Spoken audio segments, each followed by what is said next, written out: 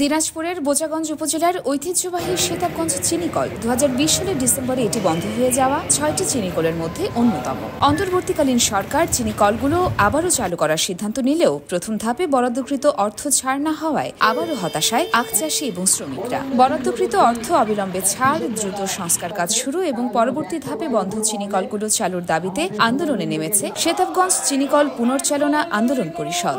সমাবেশ থেকে বক্তারা বলেন, 6টি চিনিকল বন্ধ করে দেওয়া ছিল বিগত স্বৈরাচারী সরকারের রাষ্ট্রীয় শিল্প ধ্বংসের নীতির ফল। গণঅভ্যুত্থানের পর সরকার চিনিকলগুলো চালুর অনুমোদন দেয় এবং বাজেটও গৃহীত হয়। প্রথম ধাপে সেতাবগঞ্জ চিনিকলের জন্য 8 কোটি 23 লক্ষ টাকা এবং শ্যামপুর চিনিকলের জন্য 5 কোটি 16 লক্ষ টাকা 2025-26 অর্থ বছরে ছাড় করার কথা ছিল।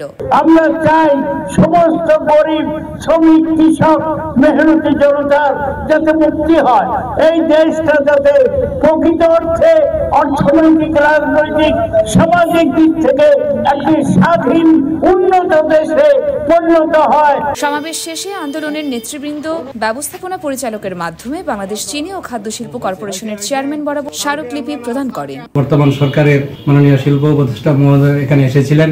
এই মিলের অবস্থা, অত্র এলাকার জনগণের আর্থিক কর্মকাণ্ড সব অবলোকন করে ওনারা আশ্বস্ত করেছিলেন যে সেতাবগঞ্জ সুগার মিল চালু করা যায়।